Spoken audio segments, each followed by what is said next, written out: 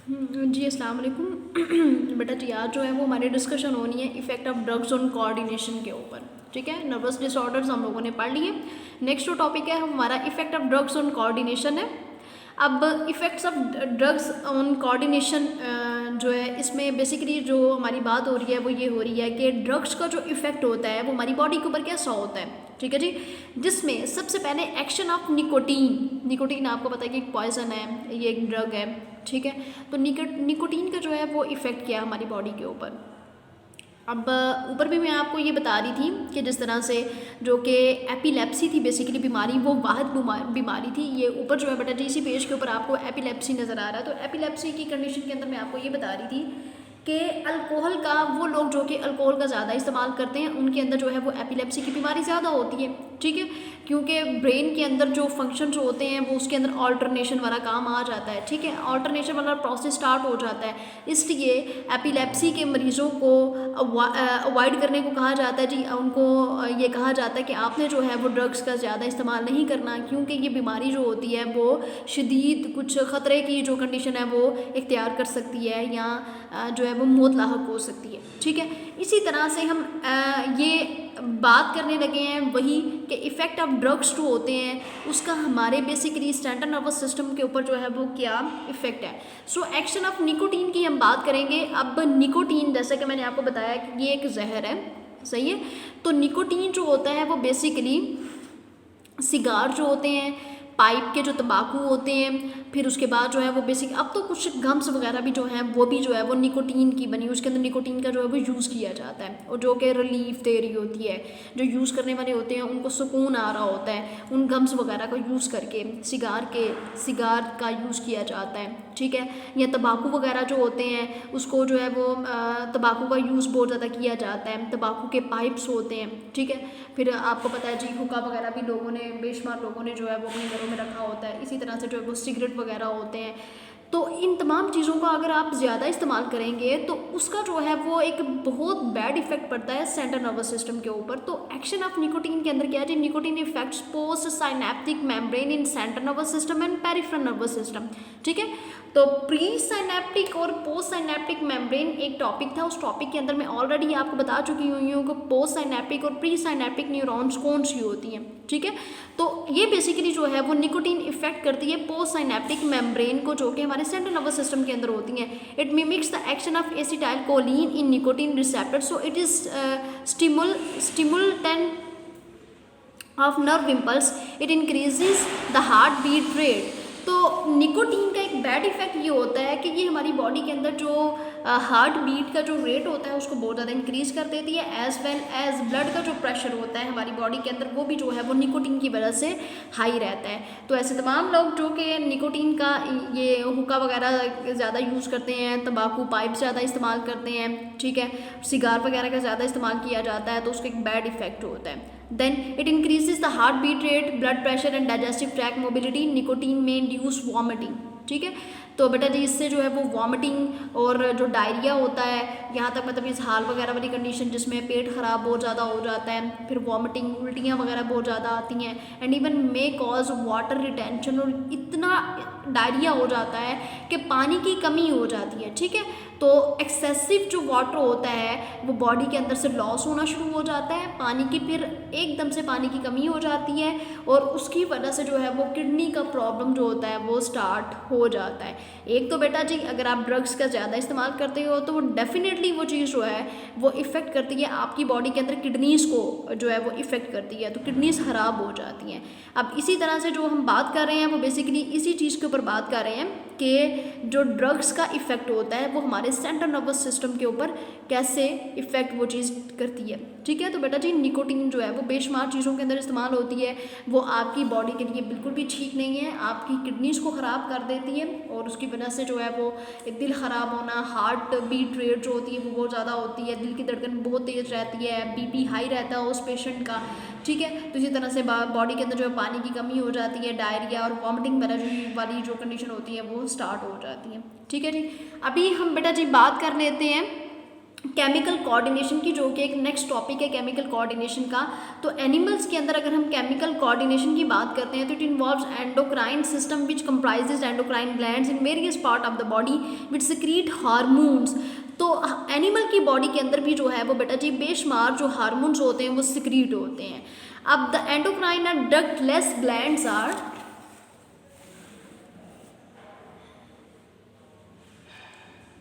चलिए अब जो डक्टलेस ग्लैंड है हमने उनकी बात करनी है कि with a few expectations discrete group of cells. तो बेशुमार जो है वो बॉडी के अंदर जो है वो सेल्स के जो ग्रुप होते हैं वो डिस्क्रीट होते हैं। अब इसमें जो है वो हम हार्मोन्स की बात करने लगे हैं। ग्रीक हार्मोन जो होता है उसको हम एक्साइटिंग या सेटिंग इन मोशन बोलते हैं।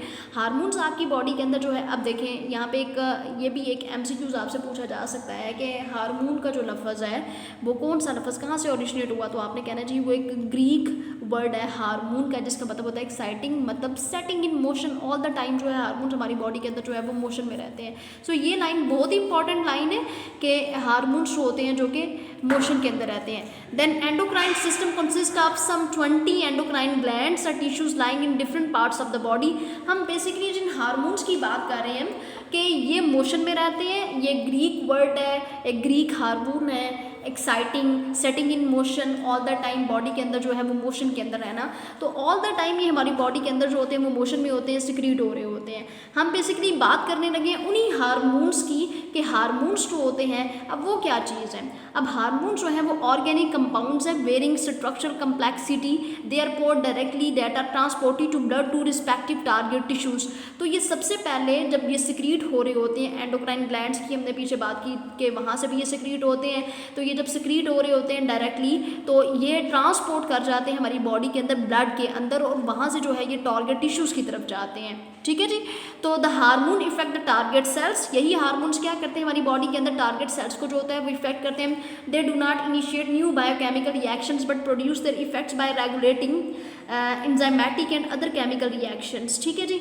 अब यहाँ पे एक और मैं इंपॉर्टेंट पॉइंट आपको बता देती हूँ कि दे में आइदर स्टिमुलेट और इनहिबिट अ फंक्शन। ठीक है, इनका काम क्या है, अगर ये बॉडी के अंदर रहते हैं तो बॉडी के अंदर ऑल द टाइम ये क्या करेंगे, मोशन के अंदर होते हैं। ये बेटा जी इनहिबिट भी करते हैं फंक्शन को। ये रोग अगर हार्मोन से अपना काम करना छोड़ दिया तो देन इट मीन्स के बॉडी के फंक्शंस काफ़ी हद तक जो होते हैं वो इनहिबिट हो जाते हैं। ठीक है।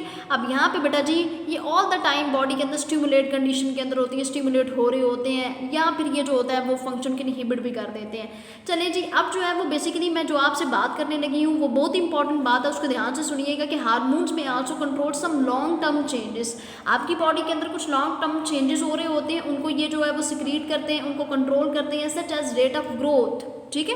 तो आपकी जो बेसिकली बॉडी का जो ग्रोथ रेट होता है उसको ये कंट्रोल कर रहे होते हैं। हाइट का बड़ा हो जाना, हाइट का कम होना, तो उस चीज़ को कंट्रोल करने वाले जो होते हैं हमारी बॉडी के अंदर हार्मोन्स होते हैं।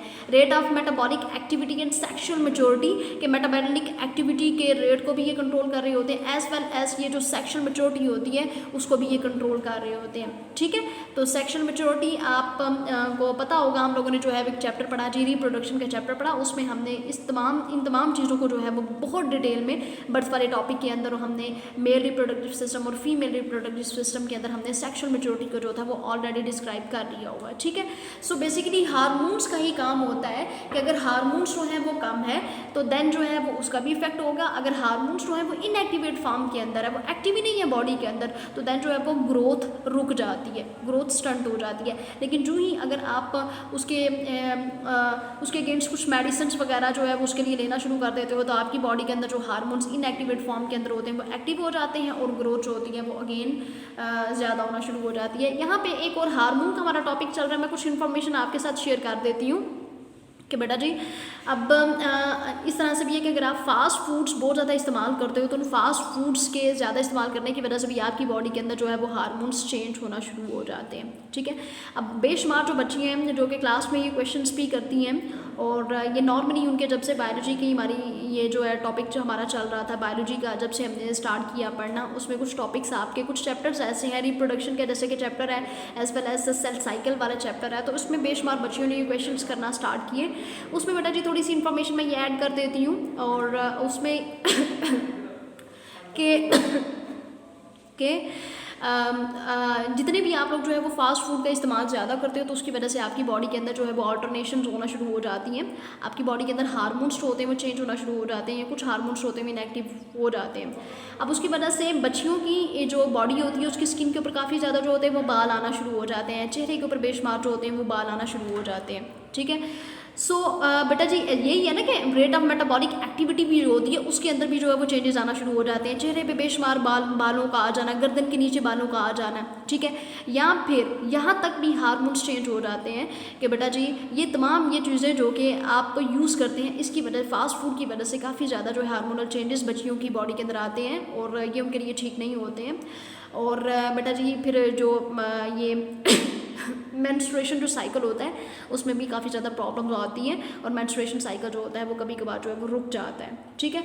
और ये कुछ क्रिटिकल टाइप की जो है वो कंडीशंस होती हैं। देन अब हम डिस्कशन कर लेते हैं केमिकल हार्मोन्स में भी अब फॉलोइंग 4 टाइप्स, 4 टाइप्स है केमिकल हार्मोन्स की। That is number 1 is that proteins. अब जो केमिकल नेचर है हार्मोन्स की उसमें आप देख रहे हैं जी ये प्रोटीन्स हैं, प्रोटीन्स जिसके अंदर जो है वो इंसुलिन और ग्लूकाजन मौजूद होते हैं, अमाइनो एसिड्स और उसके जो डेरिवेटिव्स होते हैं, लाइक हम थायरॉक्सिन की बात करते हैं।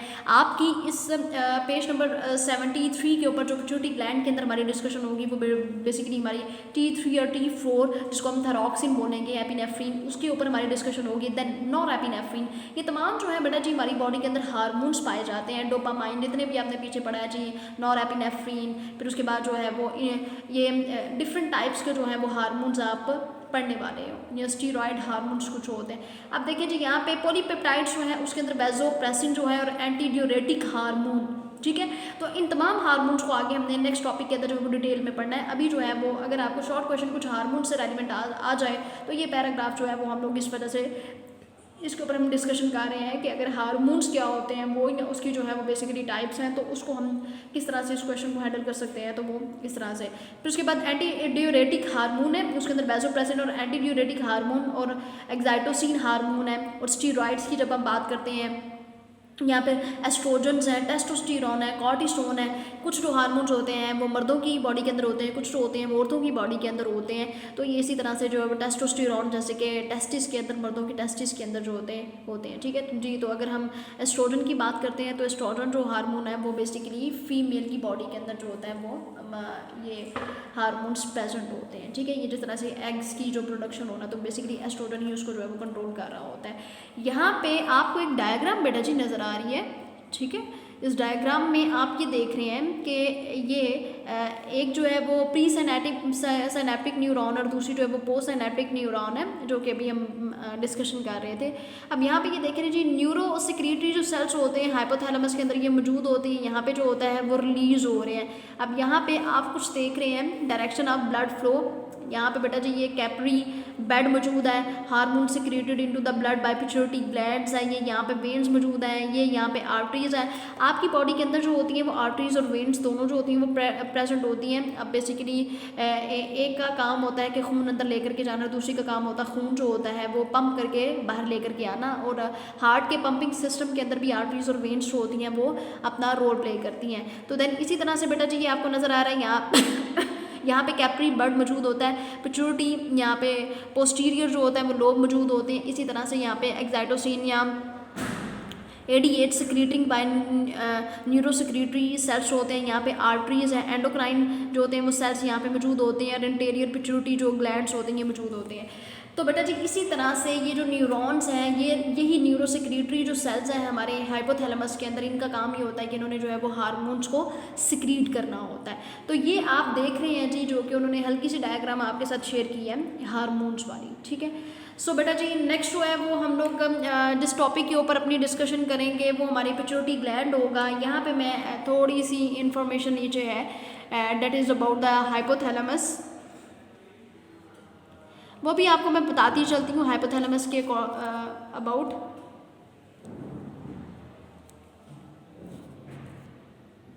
चलें जी एंडोक्राइन ग्लैंड्स के बारे में अब हम जो है वो अपनी डिस्कशन जो है वो स्टार्ट करने लगे हैं। तो यहाँ पे बेटा जी एंडोक्राइन ग्लैंड्स ऑफ हाइपोथैलेमस, यहाँ पे हाइपोथैलेमस के बारे में आपको बताने लगे हैं जी। It is the part of the forebrain. आपको भी पता जी जब हमने टॉपिक अपना वो किया था ब्रेन वाला, तो उसके अंदर जब वो ब्रेन के बेसिकली जो पार्ट्स हमने किए तो उसमें ये होता है जी 3 उसके मेन पार्ट्स होते हैं। एक हाइंड ब्रेन होता है, एक मिड ब्रेन होता है, और एक जो होता है वो बेसिकली हमारा जो है वो फॉर ब्रेन होता है। So it is the part of the forebrain, ये फॉर ब्रेन का ही एक पार्ट है। It is here many of the sensory stimuli of the nervous system are converted into the hormonal responses. It is believed that oxytocin and antidiuretic hormone are produced in hypothalamus. It is very very important line, ठीक है।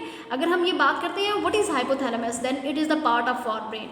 Very important line. अगर आपसे hypothalamus के बारे में जो है वो पूछा जाता है तो आप ये कहेंगे कि हाइपोथैलेमस को हम ऐसे डिफाइन कर सकते हैं कि it is the part of for brain, ये फॉर ब्रेन का एक पार्ट है, ठीक है। अब इसको हम बेटा जी इस तरह से कि it is believe that oxytocin and antidiuretic hormone ADH ये हमारे हाइपोथैलेमस के अंदर जो होते हैं ये प्रोड्यूस होते हैं and travel down the nerves to the posterior lobe of the pituitary to be stored, ठीक है। तो बेटा जी हम it is believe that oxytocin and antidiuretic hormone are produce in hypothalamus, ठीक है। और ये यहाँ पे ही हमारे हाइपोथैलेमस के पोर्शन के अंदर ही जो कि हाइपोथैलेमस पड़ा हुआ है फॉर ब्रेन के अंदर, ये यहीं पे जो होता है वो प्रोड्यूस होते हैं और देन यहाँ से ही जो है प्रोडक्शन के बाद जो है ये बेटा जी ट्रैवल कर जाते हैं डाउन टू द नर्व्स, ये नर्व्स की तरफ चले जाते हैं posterior lobe. They are release from their storage after receiving nerve impulse from the hypothalamus. Then अगर बेटा जी हाइपोथैलेमस के बारे में पूछा जाता है तो देन आपने 2 लाइनें जो है वो अच्छे तरीके से याद रखनी है। वो 2 लाइनें क्या हैं जी, it is the part of the forebrain के अंदर ये पड़ा हुआ है। हाइपोथैलेमस की अगर अक्रेंस की बात करते हैं तो देन बेटा जी जो है ये एक्साइटोसिन और एंटी डायरेटिक हार्मोन जो होता है वो हाइपोथैलेमस के अंदर प्रोड्यूस होता है और वहीं से वो ट्रैवल करके जो है वो डाउन टू द नर्व्स की तरफ वो चला जाता है। जितने भी नर्व्स जो हैं वो हमारी बॉडी के अंदर पड़ी हुई है, देन उसके बाद जो है वो पिट्यूटरी ग्लैंड के अंदर जा करके जो है ये स्टोर हो जाते हैं।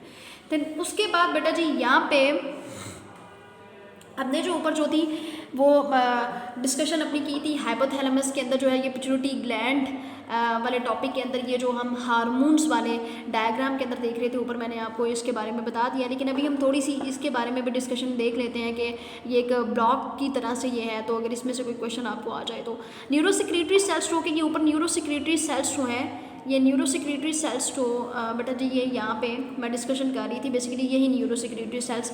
अब नीचे जो है वो उन्होंने एक पैराग्राफ दिया हुआ है, ठीक है। तो neurosecretory cells in the hypothalamus produce and secrete a variety of hormones. One of the nerve clusters synthesize excitocin and vasopressin. तो ऊपर यही है जी कि न्यूरोसेक्रेटरी सेल्स जो होते हैं वो हाइपोथैलेमस के अंदर जो होते हैं वो पड़े होते हैं, वहीं से फिर जो है वो बेटा जी वहाँ से रिलीज हो जाते हैं, वो नर्व क्लस्टर्स की फॉर्म में जो है वो सिंथेसाइज्ड होते हैं और वैसोप्रेसिन, और फिर उसके बाद जो है वो स्टोर हो जाते हैं नर्व एंडिंग्स के अंदर जो कि पिट्यूटरी ग्लैंड के अंदर पड़ी हुई हैं। Upon proper stimulation from the brain oxytocin and vasopressin are released into the blood supply of the posterior pituitary gland, ठीक है जी। तो बेटा जी यही आपको बता रहे हैं जी यहाँ पे जो कि ऊपर मैंने इस अगर पैराग्राफ को ना भी अगर हम जो है वो इसकी डिस्कशन करें तो ये ऑलरेडी जो है ये ऊपर हार्मोन की जो डायग्राम जब मैंने आपको बताई थी तो मैंने आपको इसके बारे में जो है वो बता दिया कि यहीं से जो है वो हार्मोन्स होते हैं वो रिलीज होते हैं और फिर जो है वो बॉडी के डिफरेंट जो नर्व्स होती हैं उस डिफरेंट नर्व्स की तरफ जो है ये न्यूरोसेक्रेटरी सेल्स यहाँ से सेक्रेट होने के बाद उसकी तरफ जो है ये मूव कर जाते हैं, ठीक है।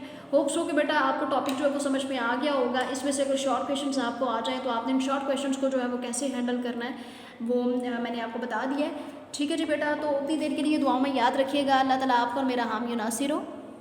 फी मानिल्लाह। वीडियो पसंद आई तो लाइक करें, अपनी राय कमेंट करें। ऐसे ही मजीद वीडियोस के लिए हमारा चैनल सब्सक्राइब करें और बेल का आइकन दबाएं ताकि आपको हर वीडियो का नोटिफिकेशन मिलता रहे।